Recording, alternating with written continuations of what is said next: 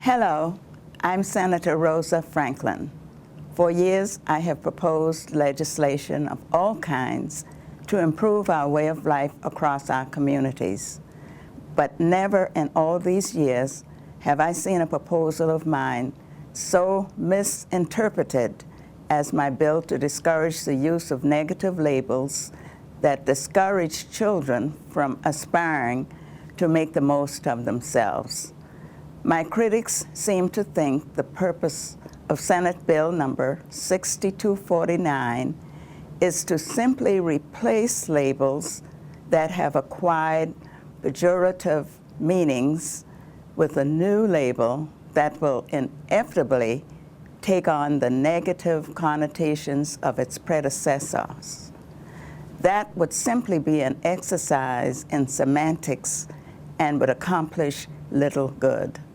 But that's not what my bill proposes. The point of my bill is not to replace a feel-good phrase in place of a negative one.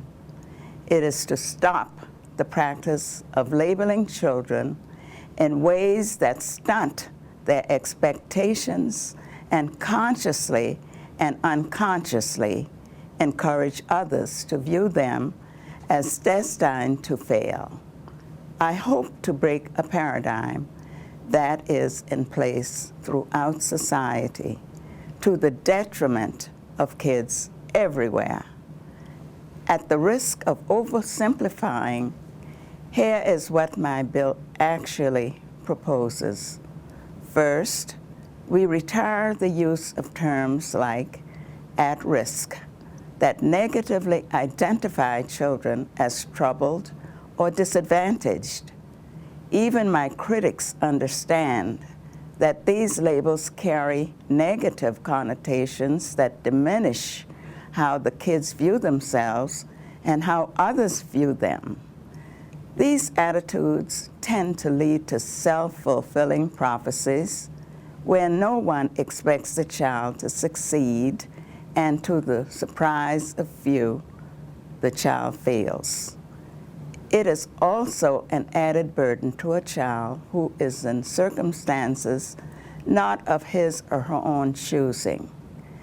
Second, if we use any label at all in referring to children, and I'm talking about all children, not about specific groups, we should use a single term that acknowledges and reaffirms the potential in all children, children at hope.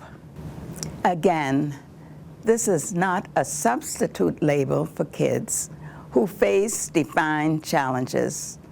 It should be how we address all children from all walks of life in a manner that reminds them and us of their ability and need to achieve and grow in positive ways. In other words, we should focus on a child's assets. The concept of Kids at Hope arose in 1993 to address the corrosive effects of subliminal priming, or the ways in which our unconscious impressions about others influence their behaviors. This problem was recognized as early as 1969 in a study of the Pygmalion effect. This revealed that teachers' expectations of their students, whether valid or invalid, determine the students' achievement levels. In other words, kids do as well or as poorly as we expect them to, regardless of their backgrounds. And the way we address our label children conveys those expectations, often without us even being aware we are doing it. Researchers have confirmed two things. When children are labeled negatively, they feel defeated and helpless to do anything about it. When children are addressed positively, they tend to live up to those expectations. Day in and day out, many of us let negative labels, consciously and unconsciously, shape how we interact with kids. Sure, all of us like to think we treat everyone fairly, but let's be honest. Who among us doesn't change our tone or choice of words based on who we are talking to and what we expect of them? We try to control our thoughts and actions, but I know from my years of working with children and youth that they interpret our actions and nonverbal feelings on the spin of a dime. Put yourself in the child's shoes. How do you react when someone labels you? What effect has it had on your performance and confidence when you've worked for a boss who has consistently addressed you in ways that suggest you are a weak performer? Conversely, what's been the effect when a supervisor has consistently expressed confidence and trust in your abilities? While these dynamics often play out on a subtle level, the damage to our self-esteem and development is devastating. The last thing these messages inspire is an "I can do" attitude. That's what my bill is about. Nothing more and nothing less.